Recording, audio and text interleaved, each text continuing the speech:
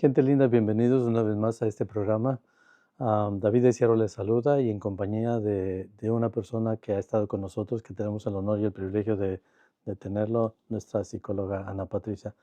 Ah, Buenas tardes, buenos días, buenas noches. Qué bueno que está con nosotros nuevamente. Es un gusto que esté con nosotros en esta ocasión.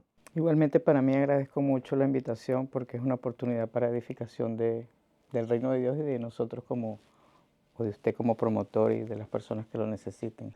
Sin duda que ustedes nos escucharon en uno de los programas anteriores y hoy tenemos una continuación. En este programa de convicciones, perspectivas y controversias, ah, nuestra psicóloga ya compartió y es un gusto que haya regresado nuevamente para darle una continuación. Hay gente que se siente que ya no puede seguir, hay gente que se siente que no tiene sentido, pero Dios no ha terminado con usted. Así que esto es lo que estamos continuando. Ana Patricia, usted nos compartió gran parte de su vida, que es algo loable, de una mujer valiente que cuenta su historia. No, muchas mujeres no quieren contar. Detrás de una persona que dice algo, hay cientos de mujeres que están detrás que no se atrevieron a decir sus frustraciones. Y usted fue una de ellas. Y no solamente una que se atrevió a decir lo que pasó en su infancia, sino que se sobreimpuso, fue resiliente a sobreponerse a esas crisis. Ah, ¿Qué fue lo que usted le motivó a salir de esa situación? Usted reconoció que estaba deprimida, pero ¿qué fue lo que a usted le motivó a salir de de esa depresión? Hubo un clic en mi vida que yo lo llamo en ese momento el punto de quiebre, un antes y un después. Eh, yo venía teniendo relaciones afectivas tóxicas que dañaron mis afectos en ese momento y pues soy amante de mi profesión. Me sentía preparada para seguir ayudando. Disfruté mi profesión cuando la estudié, cuando la estaba ejerciendo, pero me superó el peso de una doble vida personal. Sentía culpa, sentía vergüenza, pero siempre creí en Dios. Entonces es como que llegué a una encrucijada y dije, yo no puedo seguir así porque yo quiero vivir. Yo quiero poder resolver lo que está pasando dentro de mi corazón, dentro de mi ser. Y creo que fue el impulso de vida.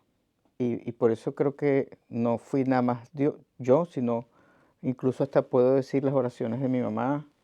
Ella seguro percibía cosas en las que yo no estaba bien y como estudiante de psicología y como psicóloga nos enseñan a buscar ayuda en nuestro propio ser.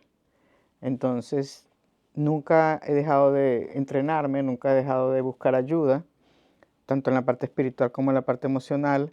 Y cuando llegué a ese llegadero, valga pues la redundancia, dije, tengo que seguir buscando ayuda porque yo no quiero vivir así. O sea, no quería vivir con ese peso de malestar, no quería, sentía que podía hacer muchas cosas más que quedarme en ese sitio, vamos a decir así, de la depresión o la tristeza o la culpa. Ese fue el comienzo para empezar a salir y dar el paso. Ujú, ujú. Qué bien y qué valiente de su parte el decir: "No quiero seguir así", porque hay gente que se conforma a quererse quedar en esa situación. Ah, Hay una encuesta que sacó Barna y todo salió porque el año pasado me llega la información de un pastor que había escrito libros, que había ayudado a gente, había escrito libros de motivación, de superación. Él terminó suicidándose. Entonces salió y lo publicaron y empezaron a hacer promoción de diferentes gente que está supuesta a ayudar gente. Entonces en la encuesta que saca a Barna Group en Estados Unidos, él encontró que aproximadamente el 18% de los pastores evangélicos en Estados Unidos ah, reportaron haber contemplado los pensamientos de suicidio. Es decir, la depresión llega a un nivel, el nivel más alto que llega el pensamiento de suicidio, ¿no? En el año pasado. De ese 18%, dijo que el 1% decía que esos pensamientos eran muy frecuentes, eran regularmente. Otro 8% dijo que sí los habían tenido, pero que eran pasajeros. Pero entonces hay un 9% que y que algunos llegan a consumirlos, lamentablemente. Usted como psicóloga, de esos pensamientos de depresión, depresivos que llegan hasta el suicidio, ¿cuáles son los indicativos que su salud mental ya está afectada? ¿Cuáles son cuáles son las razones por las cuales ah, ne- estos gentes tienen esa inclinación al suicidio? Si hablamos específicamente de la encuesta de los pastores, eh, es, es muy delicado lo que yo pueda decir como cristiana psicóloga o psicóloga cristiana. Eh, Pienso que hay luchas emocionales que todos los seres humanos tenemos luchas emocionales, como usted bien me lo preguntó al inicio. Ahora, ¿qué hacemos con esas luchas emocionales o espirituales? Yo me hago la pregunta por qué en el mundo cristiano, esto es genérico, así como usted lo está compartiendo como estadística, hay como una vergüenza, como un tabú a reconocer que primeramente somos humanos, somos hijos de Dios y que necesitamos ayuda. Todos necesitamos ayuda. Y a veces no sabemos cómo irla a buscar o dónde irla a buscar. Entonces hay una tendencia de aislamiento, de depresión. Tal vez el pastor siente vergüenza de confesarlo con la esposa o de confesarlo ante el pueblo. No tiene por qué confesarlo ante el pueblo de Dios, pero al menos si tiene un médico de cabecera, ¿verdad? No dejar que la lucha lo supere, sino más bien en esa búsqueda de Dios. Yo pienso en David, cómo David tuvo tantas luchas y cómo a partir de allí él fue capaz de crear todos los salmos que creó. Si hablamos de un hombre contemporáneo, que fue un judío que estuvo recluido en los campos de concentración, él creó una teoría que habla del hombre en busca del sentido, Víctor Frankl. Y entonces él, esa motivación de querer crear una teoría y pensar que lo podía hacer al salir del campo de concentración, lo llevó a superar los temores que él podía tener allí. Ahora, las razones pueden ser muchas. Cuando yo pienso en la depresión como trastorno, como fenómeno de la salud mental, pienso en una lista de cosas que, las preguntas que usted me hizo, fui respondiendo y me vienen respuestas como falta de aplicación correcta a la palabra de Dios. Pero esto es con el pueblo, no con el pastor. O sea, porque estamos hablando del pastor que se aísla o que siente temor. Creo que siente como vergüenza, como compromiso. Pero es muy genérico, es bastante profundo. Ah, a veces la gente no sabe cómo aplicar cotidianamente la palabra en la vida práctica. Estamos enfocados en las cosas del mundo, en lo temporal y no en lo eterno. Tenemos idolatrías, entonces ponemos otras cosas de primero en vez de que de Dios. Falta de propósito personal o espiritual. Si la persona no sabe dónde quiere ir o qué propósito tiene ante Dios, eso puede crear una depresión porque no tiene sentido su vida. No está claro en lo que le toca hacer. Aquí no solamente hablo de un pastor, sino de un ser humano, que lleva a un ser humano a una depresión. Ahora, que lleva un pastor, y usted me dijo algo ahorita, estadística norteamericana o en Estados Unidos, y no puedo evitar nombrar 3 ejemplos, incluso 4, porque ahorita anoté un cuarto cuando estábamos preparándonos, y todos son latinoamericanos, positivos, pastores que tienen escuelas de sanidad interior en su iglesia, que se ocupan de la salud mental de ellos mismos y de su iglesia. Uno está en Colombia, puedo decir nombres, Andrés Corson, iglesia en lugar de su presencia. Hay un modelo americano de un pastor que se llama Peter Scazzero, modelo de programa de discipulado y liderazgo espiritual. Él tiene un libro que se llama Espiritualidad Emocionalmente Sana y a partir de allí creó, después de 25 años de pastorado, porque se dio cuenta que los pastores, su iglesia está en Nueva York, en general no tenían una plataforma de sanidad emocional que tiene que ver con lo mental. La iglesia nuevamente en Argentina, en Córdoba, Argentina, su pastor es un psiquiatra, él se llama Sebastián Palermo. Está el pastor Miguel Núñez en República Dominicana, él es médico, donde él hace explicaciones de lo que sucede entre el pecado y las emociones, el pecado y la salud mental. Entonces me pregunto, ¿estamos los latinoamericanos más preocupados o más inquietos o más ocupados de la salud mental y hacemos búsquedas que la sociedad americana? Esto es una pregunta que me viene ahorita. Ya, en efecto, cuando usted me está mencionando de que gracias a Dios por la gente y los pastores que se dedican a querer ayudar por medio de la palabra a ayudar a la salud emocional y salud mental. Esto es muy evidente y qué bueno por ello, porque la mayor parte de las congregaciones están con el propósito de hacer sentir mal a la gente, lamentablemente más.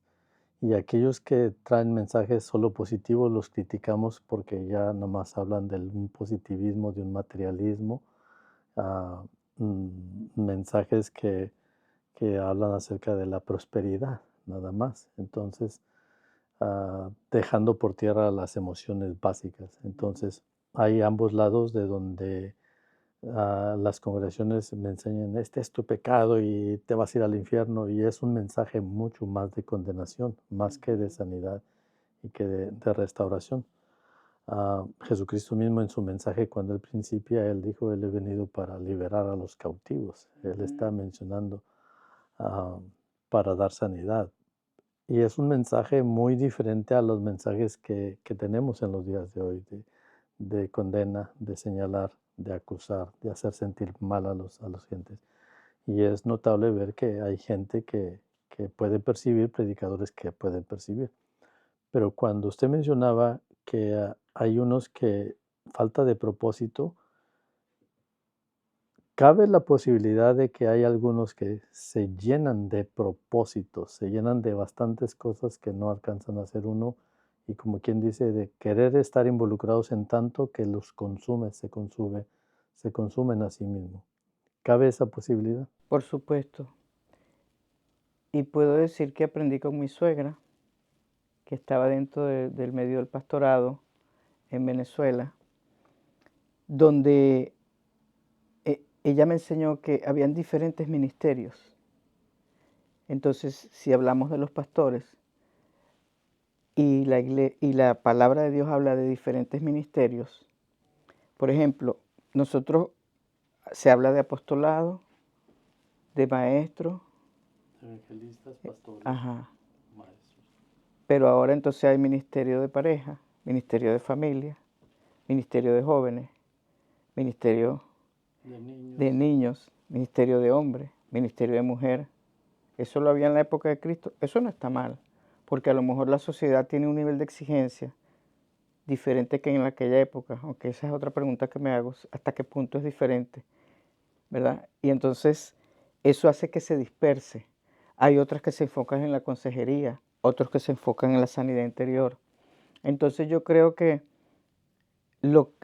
hacia donde creo que Dios me muestra que debe ser el centro es la gran comisión. Hacer discípulos en todas las naciones. Bueno, entonces cada pastor va a crear su mecanismo con su equipo, porque Jesús tenía un equipo, ¿verdad? Para hacer el discipulado. Porque eso es lo que Jesús nos manda, a discipular. Pero también entonces hay necesidades sociales, culturales, mentales, familiares, masculinas, femeninas, juveniles. Pero pienso que porque otra cosa que coloqué aquí era que uno de los síntomas de la depresión es la distracción, el desenfoque. Entonces, si volvemos a caer en el punto de falta de propósito. por falta de propósito, me puedo enfocar en muchos propósitos, porque no sé exactamente cuál es el propósito a la cual estoy llamada. Entonces, a mí me ha pasado, pero entonces por conversarlo se va definiendo, por desahogarme se va definiendo, por buscar la presencia de Dios se va definiendo. Hay clientes que yo transfiero a otros colegas, porque yo no lo sé todo, porque no domino todas las áreas. Entonces, esa pregunta que usted hace es bien clave. O sea, ¿qué pasa cuando se tienen muchos propósitos? Tenemos que escoger. Hay una autora que es cristiana, que es psiquiatra, neurocientífica, donde ella dice que nuestro sistema nervioso, nuestro sistema de creencias, nuestro sistema de pensamiento está capacitado para tener 3 tareas básicas o metas diarias. Cuando le ponemos una cuarta, nosotros mismos lo hacemos colapsar, según los estudios que ella ha hecho de nuestra capacidad. Ah, ¿podemos hacer más? Sí, pero no en el mismo día. Por eso existen entonces planes y programas que me permiten identificar, discernir en oración y en aprendizaje de administración, ¿verdad? Planes o metas a corto, mediano y largo plazo. Porque Jesús no creó su ministerio en un día, Él lo hizo en 3 años. Y Él fue recorriendo los caminos para buscar a las personas. Y eran 12 los que estaban a su alrededor cerca de Él. Pero una vez leí o escuché en una prédica que eran 72 en total, o ciento y algo, porque era el resto del equipo. Cada uno, cada grupo, de todos, si eso es así, porque no lo sé con ciencia cierta, sino que lo escuché, tiene sus 12 alrededor, pero y el Ministerio de Mujeres, las mujeres que hacían cosas para ayudar a que funcionara, las amistades que él tenía, como Lázaro, por ejemplo, que lo ayudaba y lo acompañaba y le abría su casa para que él fuera a descansar. Entonces Jesús no lo hizo solo. Entonces yo me pregunto, si Jesús no lo hizo solo, y además lo hizo con la comunión del Padre, pero hizo su equipo terrenal, que le impide a un pastor, esto es muy genérico por supuesto, apoyarse en ese equipo terrenal, donde está incluida la familia, la esposa, los líderes. En el caso de Jesús, él no tuvo esposa. En el caso de Pablo, no tuvo esposa. Pero también tuvo gente a su alrededor. Pablo andaba con Lucas, con Timoteo. Tenían un equipo de apoyo para ejercer sus funciones, sin duda que no hacían sus funciones solos, pero es interesante poder ver que también los que vimos en el programa anterior, personajes bíblicos que tuvieron, si estarían en la encuesta, formarían parte de la encuesta. Y lo que ahorita mencionábamos es de que entre los tabús de que ah, cómo yo siendo el líder, cómo yo siendo el que está ahí, el que está para alientar, para animar, para apoyar, para aconsejar, cómo voy a decir que estoy teniendo una crisis mental o emocional. Eso es parte que no hay esa, como se dijo, que se necesita tener a alguien de confianza para poder compartir, decir, sabes, me estoy sintiendo mal, me están llegando esos pensamientos, estoy perdiendo el sentido, estoy perdiendo el ánimo, etcétera, ¿no? O hasta el doctor, estoy perdiendo el apetito o estoy perdiendo el sueño, etcétera, que son las características. No sé si iba a comentar más de la lista de los pastores que usted tiene ahí. No, ya de los pastores dije, más bien tenía esa lista también de por qué puede ocurrir una depresión en un cristiano. Esa era otra pregunta, Ajá. que se supone que estamos alimentándonos y se supone que estamos teniendo la ayuda espiritual, la ayuda divina, pero se supone que hay una lista de aquí del 18% de los pastores que hay, y hay miles y miles de pastores, pero que están cayendo en la depresión. Sino que, am, ¿cuál sería o cómo puedo darme cuenta que yo estoy cayendo en una depresión? ¿Cuál sería la característica o cómo yo puedo darme cuenta que yo estoy cayendo en una depresión? Cambios bruscos del estado de ánimo, falta de tolerancia en mí misma o en el entorno por situaciones que estimulan esa falta de tolerancia. Tengo una diferencia, tengo una discusión, llego a casa y veo que no la supe manejar como creo que podría haberla manejado. Cansancio físico, cansancio mental, frustración acumulada, cambios de conducta y actitudes bruscos, porque como no puedo controlar porque ya estoy agotada emocional y mentalmente, no soy proactiva, sino reactiva. Comienzo a reaccionar con lo que está pasando en el entorno. Y es porque he venido acumulando pensamientos, situaciones, entonces voy cayendo en vulnerabilidad. Esto es genérico, esto no solamente para un pastor, sino para un ser humano. Cuando comienzo a manifestar este, ese tipo de conductas o de cambios bruscos, como usted dijo, en la alimentación, en el sueño, en el estado de ánimo, tristeza prolongada, distracción excesiva. De pronto estoy hablando con alguien y veo que me estabas hablando. ¿Por qué? Porque estoy ensimismada. Entonces estoy como distraída. Pero cuando eso es muy frecuente, cuando si por ejemplo yo trabajo con usted y durante una semana usted varias veces ve que yo estoy como distraída, algo está pasando, ¿en qué estás pensando? ¿Tienes algún problema, una situación que te aflige, que te haga sentir vulnerable? El cansancio mental también se puede manifestar a través de la lentitud en la toma de decisiones, porque mi sistema nervioso se cansa y entonces ahora no tengo la habilidad, la proactividad, la rapidez, la iniciativa que tenía antes para un momento de toma de decisiones, eh, para establecer prioridades. Comienzo a perder la capacidad de planificar, de ver hacia el futuro, de establecer prioridades.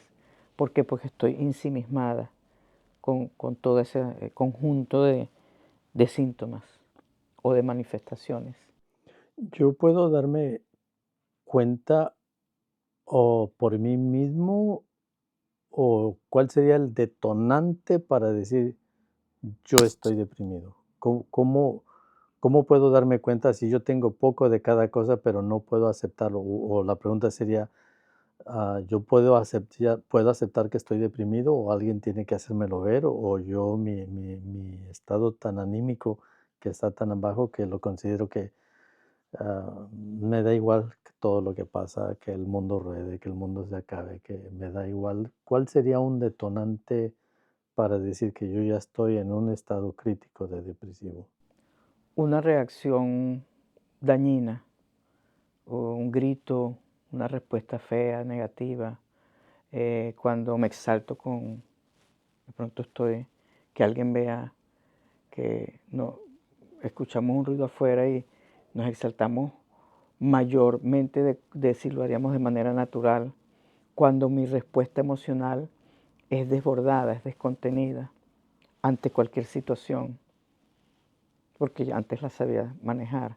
Ahora, ocurre de las dos maneras, cuando usted me pregunta, ocurre o porque alguien me lo refleja, alguien, usualmente es alguien que está cerca de mí, mi cónyuge, un compañero o compañera de trabajo, un familiar, alguien que me conoce y está cerca de mí, que está frecuentemente, que puede notar y percibir que yo estoy teniendo algún cambio.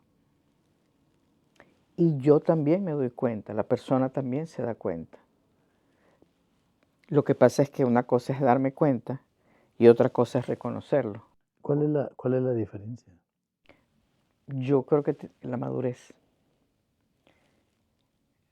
es decir, la madurez que yo pueda tener emocional y espiritual en reconocer que necesito, que no estoy bien, que me he sentido sola, que me he sentido vulnerable y no he sabido qué hacer. Y entonces salgo de la burbuja y voy hacia afuera a buscar ayuda. Esa sería la diferencia. Si la persona, por ejemplo, no conoce la palabra de Dios o no ha hecho un recorrido en su vida donde tenga información sobre lo que son las emociones o la salud mental, posiblemente no tiene la herramienta para expresarse.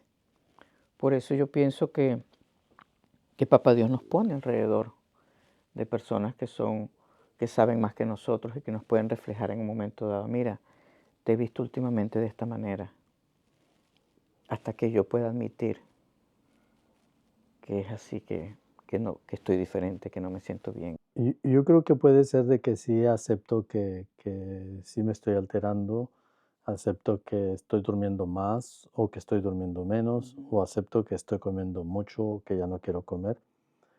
Y la parte esa es aceptar que sí estoy teniendo esos cambios, pero el aceptar que necesito ayuda es el otro paso que creo que es donde está lo más difícil, el aceptar que sí necesito hablar, que alguien me ayude, porque ya algunos aceptamos que sí, pero no queremos dar ese otro paso de pedir ayuda o soltarme con alguien para dar un seguimiento, para salir.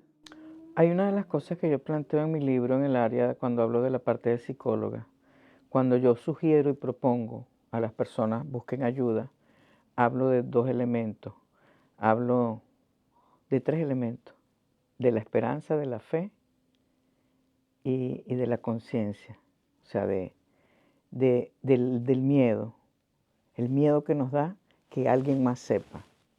Yo sugiero, aunque te dé pena, aunque te dé miedo, no dejes de tocar la puerta a donde crees que la puedas. Y soy bien respetuosa de la denominación espiritual o de la creencia que tenga cada quien, porque cada quien primeramente es un humano que es vulnerable o está vulnerable en una situación particular.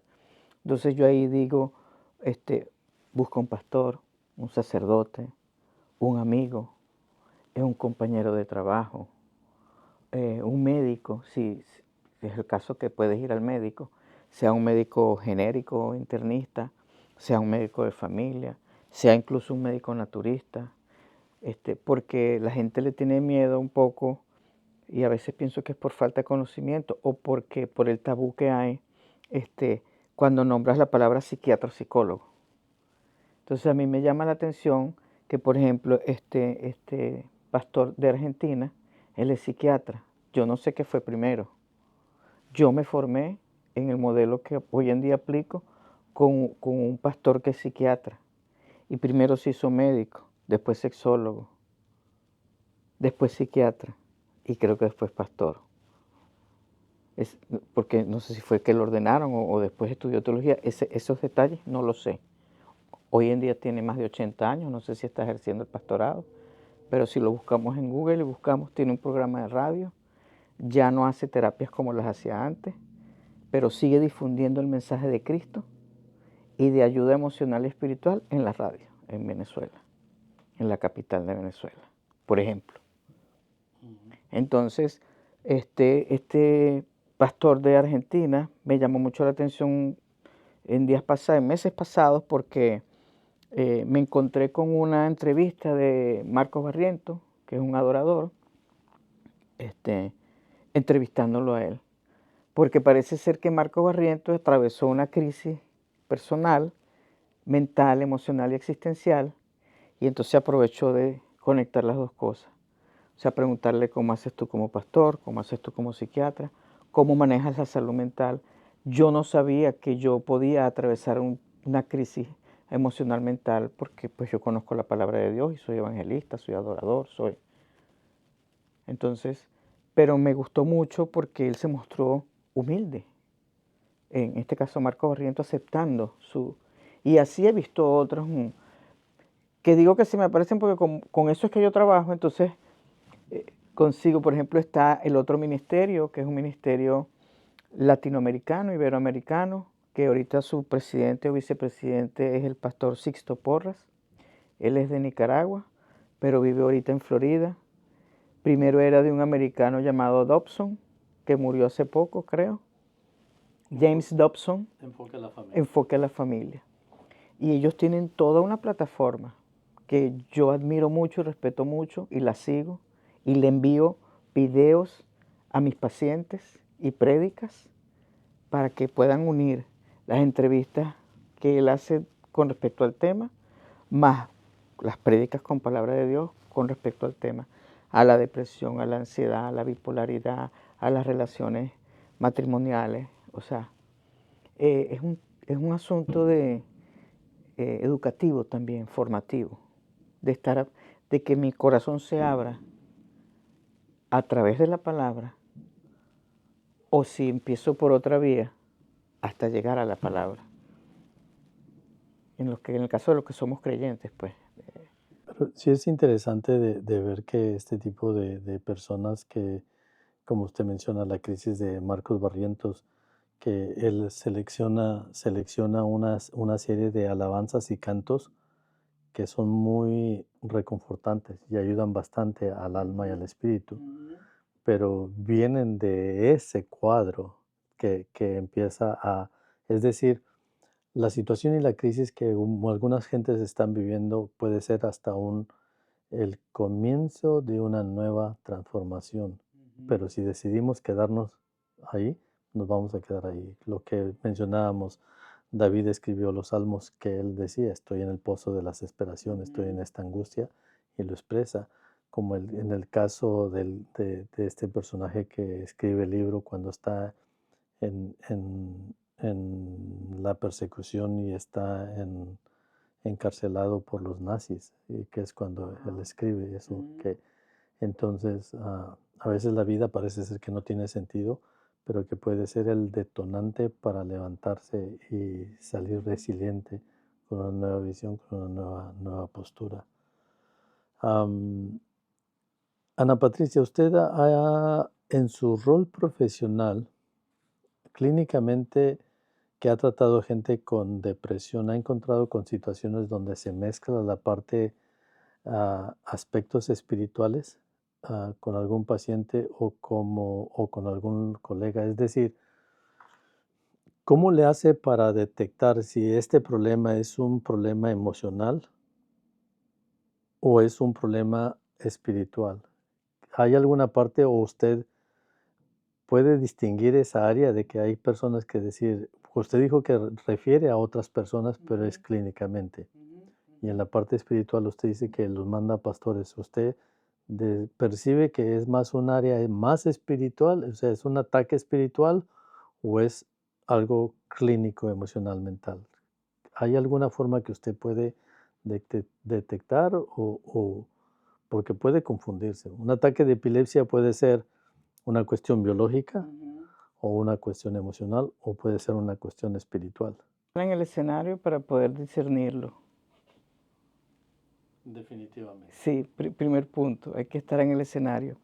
Creo que si, por ejemplo, esa pregunta me la hubiera hecho hace 25 años, no tenía ninguna respuesta, porque estaba en mi infancia como profesional y también como cristiana. Creo que hoy en día, como no dejo la oración, o sea, para mí la oración es una de las herramientas más fuertes y que me hace entrar más en la presencia de Dios, donde busco la guía del Espíritu Santo y la sabiduría de Dios, y está el entrenamiento y la formación de la teoría psicológica, incluso combinada con la palabra. Hay muchas cosas psicológicas que son bíblicas, hay otras que no, desde los enfoques, ¿no? No siempre es fácil diferenciarlo. Muchas veces se da a la vuelta de varias sesiones que comienzas como a percibir, esto no es nada más emocional. Y hay que tratarlo con mucha cautela y mucho respeto para que el cliente no se sienta ofendido o el cristiano no se sienta ofendido. Yo recuerdo que una vez tuve una señora en consulta, una experiencia bien particular, y ella durante casi toda la sesión lo único que hizo hablar fue del enemigo. Yo la dejé que hablara y la escuché. Y al cierre yo le dije que ella le estaba dando demasiada importancia a una dimensión espiritual que existía, pero que eso no le estaba dejando ver la parte positiva de lo que ella estaba viviendo. No volvió. No le gustó lo que le dije, porque ella se enfocó solamente. ¿Sí me explico? Entonces, sí, yo aprendí en mi formación de sanidad interior y sigo aprendiendo. No quiere decir que porque lo aprendí hace años, pues sigo estudiando, sigo buscando y sigo pidiéndole a Dios que me guíe todo el tiempo. Que la índole de todos los problemas son espirituales. Pero aquí está una de las respuestas. En 1 Tesalonicenses 5:23 dice que el Señor nos va a venir a buscar a todo nuestro ser, espíritu, alma y cuerpo. Nosotros somos integrales. Y aunque sea el conflicto de índole espiritual, porque no tengo un arrepentimiento genuino y no dejo el pecado, están involucradas mis emociones y mi alma. Y si yo no estoy consciente de lo contaminada que está mi alma, en mi pensamiento y en mis emociones, tampoco puedo sanar. Entonces yo creo que es un proceso paralelo en el que voy recibiendo palabras que va limpiando, aclarando, mostrando, pero en el que también necesito. Es la misma palabra, pero si la persona no cree en la palabra, hay que enseñarle que también tiene unas emociones que están dañadas. Para mí uno de los pasajes bíblicos centrales en mi trabajo es: renovaos en el espíritu de vuestro entendimiento. Claro, vienen otras cosas después, pero lo que yo entendí cuando me fui formando en esta área de sanidad interior es que lo que Papá Dios quiere es que nosotros podamos renovar la perspectiva bajo la cual vemos el conflicto existencial que tenemos en nuestro ser. Porque si siempre lo veo desde un ángulo, nunca voy a sanar. Si lo veo desde el ángulo del dolor, desde el ángulo que fui herida, desde el ángulo que fui abusada, desde el ángulo que fui atropellada, no va a haber sanidad. Un conflicto existencial nunca tiene un solo ángulo.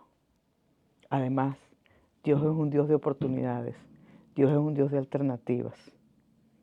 Entonces es parte del mensaje que en el caso mío Dios me pone a llevar y de muchos otros. O sea, no veas lo que te pasa desde un solo ángulo.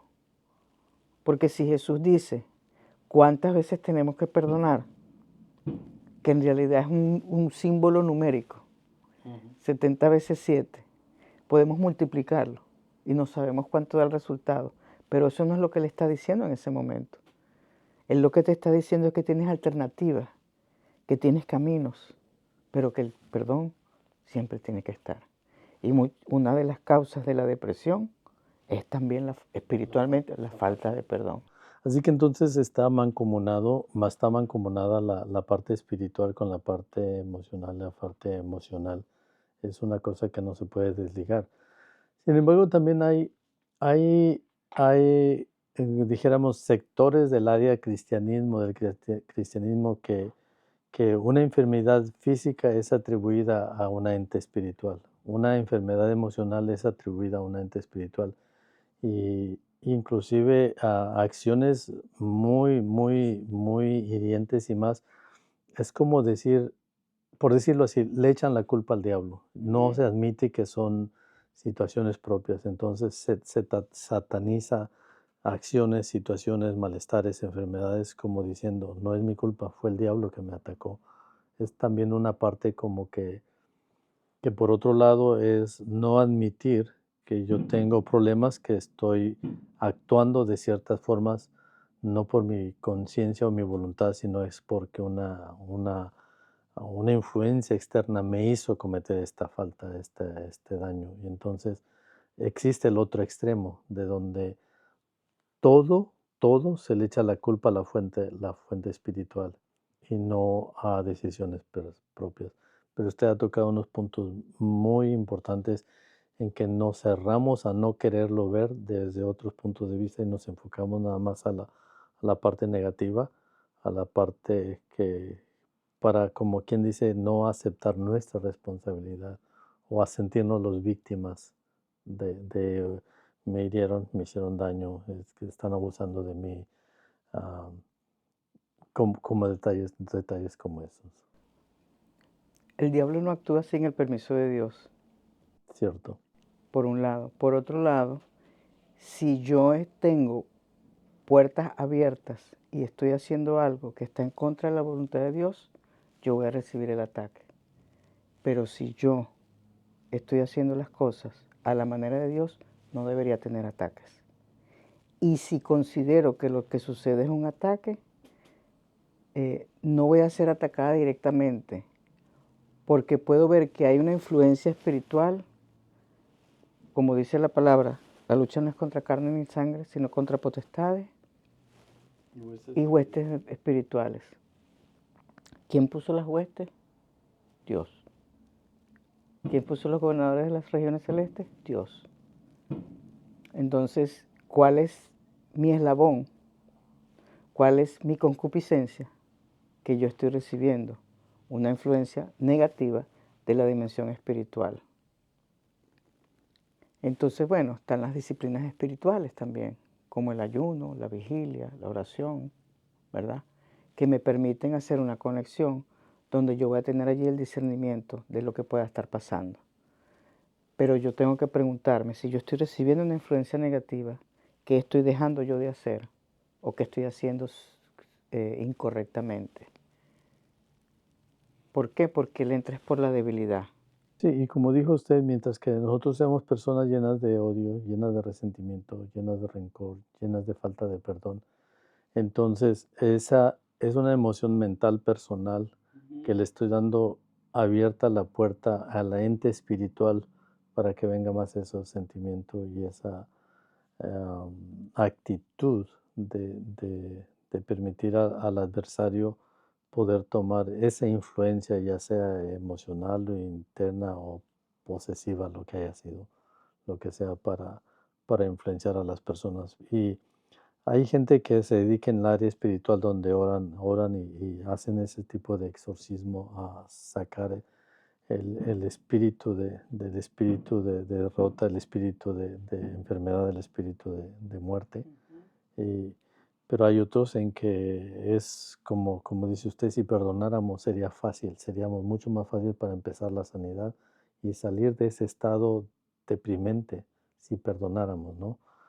De años de rencor, de resentimiento. Y es muy cierto. Así que no podemos desligar la parte espiritual con la parte emocional. No se puede desligar.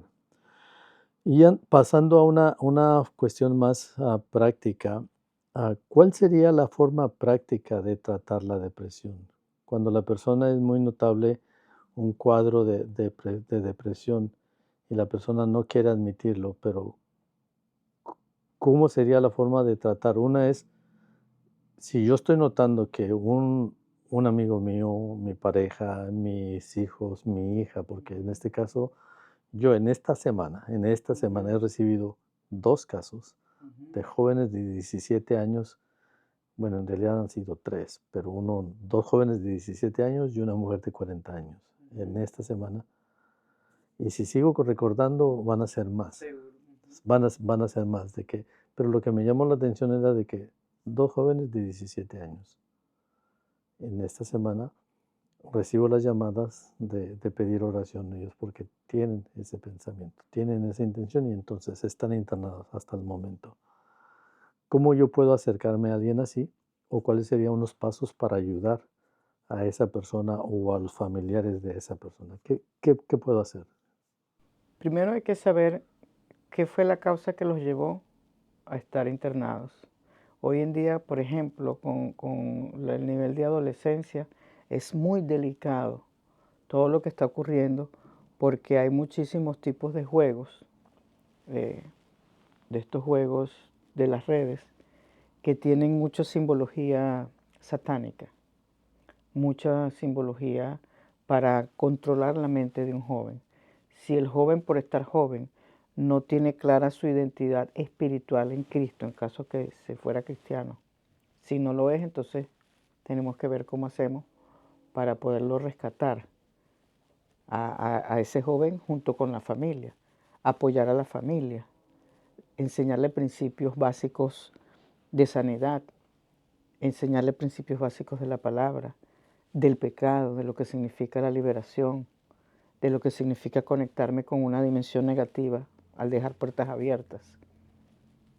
O sea, es un proceso que no es de un momento a otro, pero si ya buscaron ayuda, porque cuando usted me pregunta la forma práctica, lo primero que yo respondo es reconocer la necesidad de ayuda. ya la persona buscó la ayuda.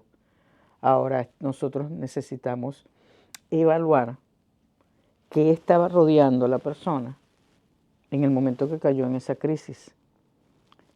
Por ejemplo, en el caso de los adolescentes, cómo está en su ambiente escolar, cómo está en su ambiente familiar, cómo está en su ambiente afectivo, cómo está en su ambiente personal.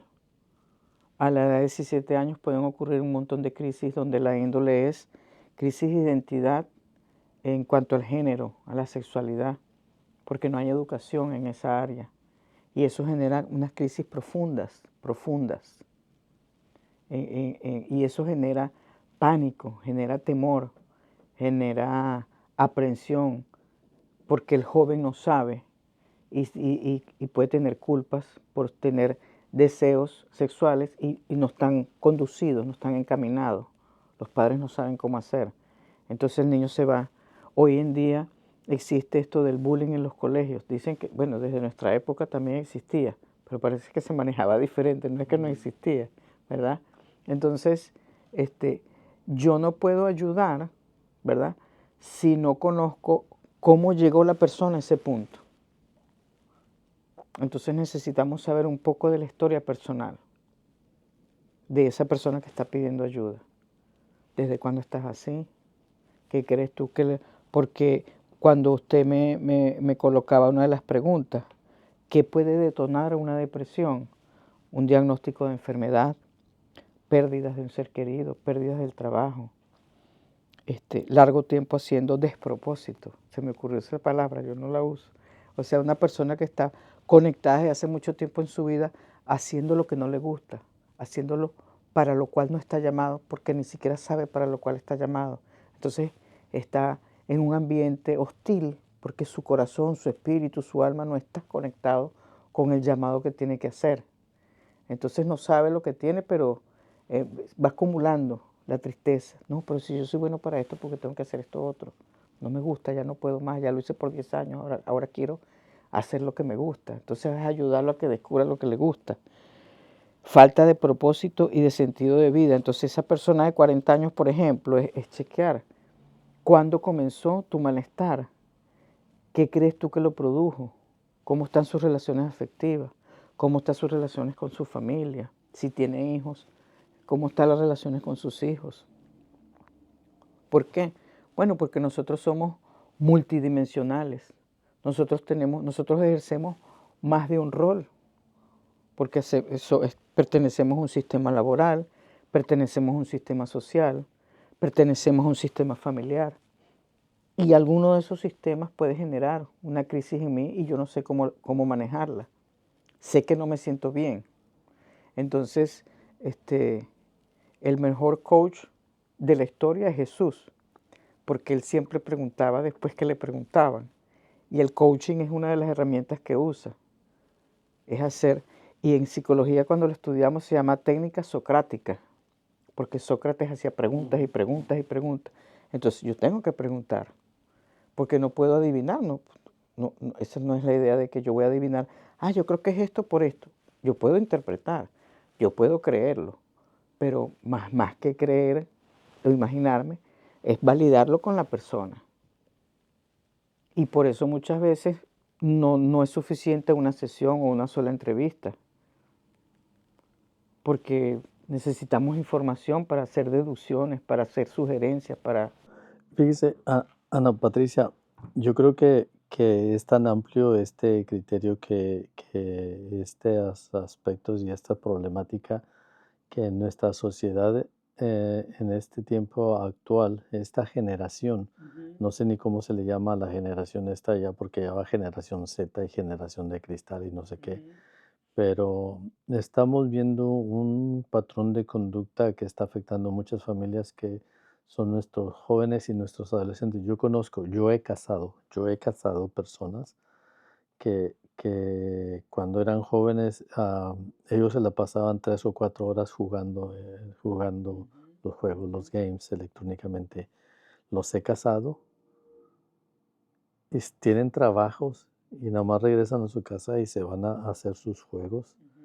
Y ahora ya tienen hijos. y yo he ido a presentar a sus hijos, he ido casado como de 2 generaciones, los he ido a casar, y ellos, estoy viendo el patrón de que tanto el papá se la Ujú. pasaba trabajando y todavía creció, y ahí se la pasa con los juegos. Ahora, los hijos que le están naciendo, ahora siguen con esa, sí, esa práctica, ¿no? De que se desconectan de su entorno Ujú.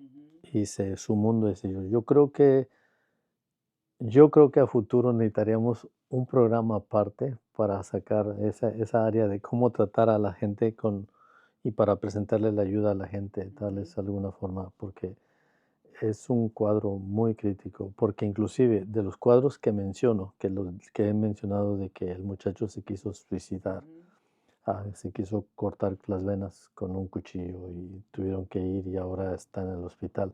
Fue porque la mamá le quitó el teléfono porque él no paraba de jugar. Claro, lo que pasa es que no se lo quitó a tiempo. Sí. Ujú. Me explico, o sea, ya está comprobado cuánta adicción genera y más a esa edad. Entonces ya hay especialistas, gracias a Dios, bendito Dios, porque no todo es malo, ¿verdad? Este, que están explicando de una manera, yo diría, magistral, cuáles son los elementos que se necesita para contrarrestar. La gente ya no hace contacto con la naturaleza, no hace contacto con los afectos. En estos días vi un video pequeño de un niño en la parte positiva jugando con un botellón de plástico grande, metiendo cositas y palitos. Y entonces decía, esta es la mejor manera de que su hijo no necesite la tablet o no necesite el teléfono. Estamos hablando de un niño de 2 años que lo tienen allí.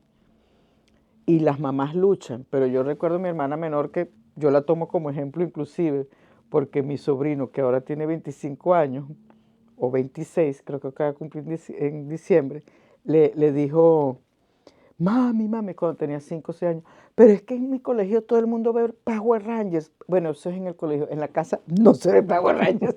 Entonces yo dije, mira, ve, es un poco, o sea, claro, hay que buscar alternativas. Porque la otra cosa es que cuando el niño está creciendo, hay algo que en psicología se llama este, eh, juego de pares. O sea, el niño adolescente necesita estar con sus pares, porque así es como se siente que pertenece. Porque la adolescencia es una etapa de transición de la vida, como dice su palabra, adolecer, donde la persona está cambiando de la pubertad a la adultez, su cuerpo cambia, su mente cambia, sus hormonas cambian. Entonces, hay agrupaciones muy hermosas que enseñan al adolescente a hacerse adulto y especialistas que enseñan. Pero entonces, mamá y papá necesitan aprender elementos importantes, educativos, en todos los sentidos, para que no ocurra lo que está ocurriendo con ese ejemplo que usted está dando. ¿Por qué? Porque un joven de 17 años no tendría que vivir todo el día con un teléfono si yo no se lo hubiera dado a los 12. Correcto. Entonces, no es a los 17, es porque se lo di a los 12. No, y ahora vemos cuadros que se lo dan desde los 4 años. Entonces, imagínense, o sea, ahí estamos, y como también veo personas que las tildan de anticuadas porque no se los dan. Yo tengo mis sobrinos, tengo 7 sobrinos y 2 sobrinas. Ya unos son adultos de 30 y pico, pero los más chiquitos son de 10 y de 11. Ellos dos, las mamás luchan, porque entonces, o sea, se las dan limitadas. Y los fines de semana, por ejemplo. Pero eso no ocurre en todas partes. Y es una lucha. ¿Por qué? Porque ellos ven a los amiguitos. Entonces la justificación es, pero porque si mi amigo lo tiene, yo no lo puedo tener. Sí, sí, la lucha social de tenerlo. A mí me llama la atención de que el creador de Microsoft a sus hijos no les dejó No les tener, da. no les dejó tener Ajá. computadoras. Y él fue el creador de eso, entonces Entonces, algo tiene que ver. Am, Estamos con Ana Patricia. Dios aún no ha terminado contigo, cuando crees que todo no tiene sentido. Pero en esta ocasión yo quiero hacerle una pregunta a nuestra psicóloga y un tanto personal, si me permite, dándole un giro a todo esto porque ya vamos cerrando el programa. Es, Es difícil, Ana Patricia, es difícil cambiar el papel o combinar el papel mujer, esposa, esposa de pastor, que Ujú. es otro rol, otro papel, y psicóloga. ¿Es difícil combinar esas funciones o hay una lucha, ¿cómo maneja ese cuadro? Sí es difícil, pero como pude tener la pregunta previamente, me hizo pensar cosas interesantes. Primero, me posiciono como hija de Dios. Es una identidad que he rescatado en los últimos tiempos. Entonces, como hija de Dios se derivan los roles. Como me identifico como hija de Dios, Él me ayuda a ser esposa, me ayuda a ser psicóloga, me ayuda a ser esposa de pastor. Entonces, esto es bien real, mire. Hoy en día busco la presencia de Dios para cada rol y espero la respuesta de Dios. Y esta otra respuesta me reí conmigo misma. En cada rol sufro, pero lo voy a explicar de esta manera. No es que sufro porque quiero ser sufrida, no. Sufro cuando me toca sufrir, cuando tengo una dolencia, una carencia, un malestar, una vulnerabilidad, pero también lo disfruto. O sea, disfruto lo que Dios me regala para disfrutar y cuando tengo una dificultad, la sufro, pero no la sufro como hace 25 años cuando me dio la depresión. Cuando digo la sufro es, bueno, me siento triste, me siento molesta, uy, estoy contrariada por esto, ¿por qué será que este cliente no termina de reaccionar? ¿Por qué será que mi esposo de pronto no me está escuchando como es? Pero eso me hace buscar más a Dios, cultivar más la búsqueda de la presencia de Dios y la oración. Y las respuestas han sido hermosas. Yo a veces hasta con pena digo, yo me siento una consentida de Dios. Yo me siento, como dice su palabra, la niña de sus ojos. Yo siento que yo estoy, como dice su palabra, en el hueco de su mano. Entonces son roles difíciles, sobre todo con el nivel de exigencia de la sociedad de hoy. Pero creo que cuando tenemos esa conexión y cultivamos esa vida espiritual, no es que no va a venir la adversidad, no es que no va a venir la dificultad, es que la vas a manejar de un modo diferente. ¿En cuál de estos roles, en cuál de estos roles usted ha encontrado más satisfacción? Yo tengo más tiempo de psicóloga que de casada. Entonces, eso podría, este, y me ha dado mucha satisfacción mi profesión. Sin embargo, como casada, he conocido más al Espíritu Santo. En mi primera fase de ejercicio de la profesión no conocía a Dios como conocí después. Entonces, eh, hay momentos en que depende de las circunstancias. Hay momentos en que disfruto mucho mi matrimonio. Si tenemos una crisis particular, no lo disfruto, pero ya yo no lo veo como que no lo disfruto o sí lo disfruto. Lo veo como parte de la vida, como que no siempre vamos a estar de acuerdo, pero que por ser adultos y creyentes nos podemos sentar a hablar, a comunicarnos. Proceso que nos ha costado aprender también, donde hemos metido el Espíritu Santo, la palabra, algunas herramientas psicológicas. Por ejemplo, algo que aprendimos como pareja, mi esposo y yo recién casados, con un consejero, pastor, psicólogo, era poner la relación por encima de la razón.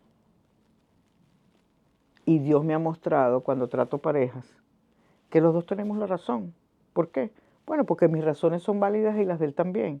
Entonces, si vamos a discutir para ver quién tiene la razón, no, la relación está por encima, porque eso es lo que Dios quiere. Pero se requiere madurez, se requiere entrega, se requiere disciplina, se requiere la búsqueda de Dios. ¿Por qué? Bueno, porque varón y hembra somos diferentes, pero somos complementarios. Y hay momentos en que vamos a diferir, pero es un poco como lo dije antes. No me quiero enfocar solamente en la diferencia, sino en cómo Dios nos va a usar como marido y mujer, como compañeros de vida, como ayudadores de Dios, como servidores de Dios, en el caso nuestro que ambos somos creyentes y colaboramos con la iglesia y servimos en la iglesia. Entonces es un reto también. Este, Es un reto que se disfruta ya de que existe el conflicto. Yo conocí unos amigos que los dos empezaron como maestros. Ya una vez que eran maestros subieron de rango y después llegaron a ser supervisores de un grupo de escuela.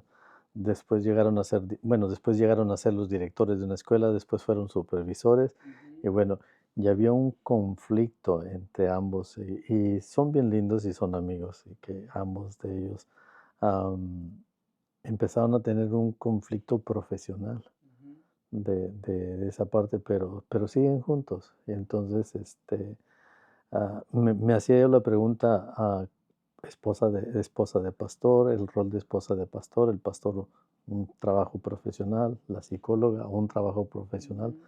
A veces pudiera ser de que se ve como conflicto, pero usted mencionó una palabra, se complementa uno al otro. Sí, sí, y nos respetamos nuestros espacios. Cada uno tiene dones, cada uno tiene habilidades, este, y confiamos el uno en el otro, en lo que Dios nos manda hacer en el lugar donde estemos, de manera individual y donde estamos en conjunto. Dios sigue trabajando en nosotros de una manera cada vez más profunda. Entonces, este, hay momentos que como psicóloga me pueden dar muchas satisfacciones, como también hay momentos en que quiero descansar, aislarme, porque no es fácil este, escuchar a tantas personas, eh, de pronto encontrarte eh, con pacientes psiquiátricos que no son psiquiátricos o que tienen situaciones espirituales, porque entonces otros saben que yo tengo años sirviéndole a Dios de diferentes maneras. Entonces no me buscan solo como psicóloga, sino como consejera espiritual. Entonces es como que Dios va llevando y llevando y llevando. Entonces es muy satisfactorio ver los cambios en los procesos de maduración y de crecimiento. Pero también hay momentos en que tengo que retractarme, es decir, aislarme un poco para cuidarme, retomar fuerzas y seguir. Ujú, definitivamente. Pues, gente linda, hay veces que queremos abandonar y dejar todo, pero Dios no ha terminado con nosotros. Los personajes, algunos personajes de la escritura y de los que hemos mencionado, y los que ha mencionado nuestra psicóloga, ha presentado ejemplos o casos de la gente que en medio de sus crisis fue la catapulta que se utilizó para iniciar con nuevos proyectos. Agradecemos que usted ha estado en sintonía con nosotros. Agradecemos que nos dé un like y que nos comparta si estos testimonios de estos programas son de edificación para su vida o para alguien más. Agradecemos a nuestra psicóloga Ana Patricia. Muchas gracias por esa excelente presentación y esperamos poder seguir contando con tu apoyo y tu presencia para la ayuda de nuestra comunidad. Algo que usted nos guste compartir antes de despedirnos. Agradecimiento siempre por la oportunidad de educar y de difundir información, porque creo mucho en eso también, en lo que es la educación, y recordarle a la gente, no te aísles, no estás solo. Creo que eso es bien importante. Pide ayuda cuando sientes que la necesites, que va a llegar, en un momento va a llegar. Dios no ha terminado contigo. Sí, gente linda, esperamos que haya sido de bendición. Regálanos un like, compártenos. Deseamos de corazón que el Señor les bendiga y que gracias por haber estado con nosotros. Bendiciones.